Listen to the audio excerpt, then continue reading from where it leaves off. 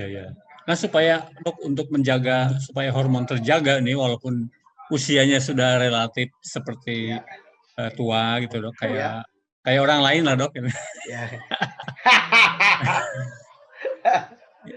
Apa nih dok yang harus kita lakukan nih supaya terjaga nih? Misalnya dalam kondisi tidur harus berapa jam, olahraganya seperti apa, makanannya seperti apa gitu dok? Ya, jadi seorang pria di atas 45 tahun itu akan mengalami penurunan hormon testosteron per tahun itu sebanyak 3%.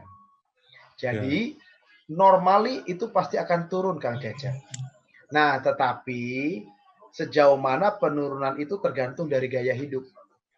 Apalagi kalau dia punya namanya sakit penyakit kolesterol, lemak yang tinggi ya kan, gula darah, lalu perokok, minum alkohol, lalu gaya hidup yang nggak pernah istirahat, lalu dia misalnya stres tinggi ya artinya capek, kelelahan, itu mempercepat penurunan. Nah, jadi itu seperti satu lingkaran Kang Cecep. Fisik yang berlebihan atau gaya hidup yang tidak baik itu akan mempercepat penurunan testosteron, dan saat testosteron menurun maka fisik juga akan makin lemah. Demikian Kang Cecep. Kalau penyakit mah dok atau GERD gitu itu mempengaruhi juga? Enggak juga, tidak. Oh, enggak ya. Penyakit lambung, mah, sakit gastritis, GERD itu tidak menyebabkan penurunan kadar hormon testosteron. Pantesan dok, saya punya mah tapi tinggi terus tenaganya.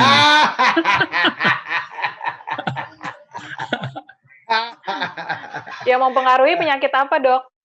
Misalnya sakit metabolisme, penyakit gangguan metabolisme. Metabolisme. Diabetes misalnya, hipertensi, ya, lalu sakit jantung, ya, lalu misalnya juga penyakit-penyakit seperti gangguan tiroid misalnya, ya kan, lalu penyakit-penyakit artinya penyakit-penyakit stroke, ya. Ya banyak hubungannya sama pembuluh darah juga ya dok? Ya, pembuluh darah dan metabolisme, begitu Mbak Fia.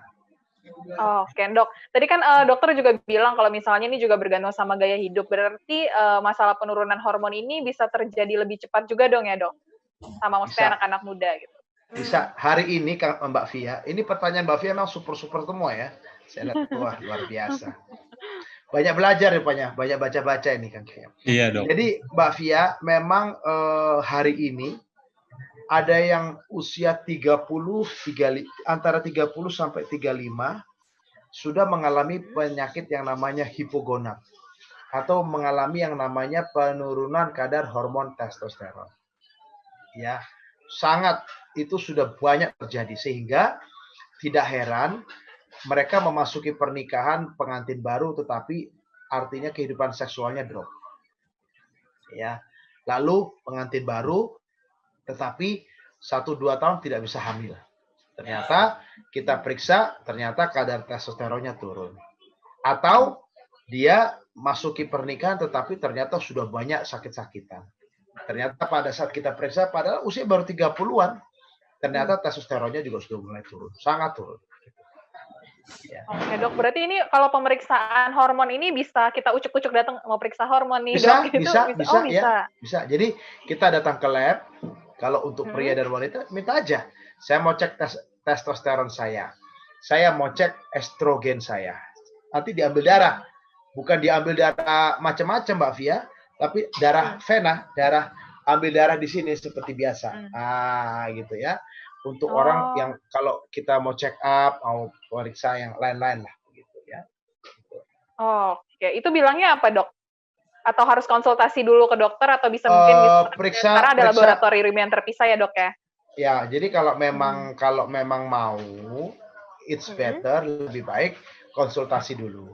Nanti kita kasih pengantar, kasih penjelasan, baru istilahnya diperiksa dan untuk diobati. Terima kasih sudah nonton. Jangan lupa like, subscribe, dan share ya.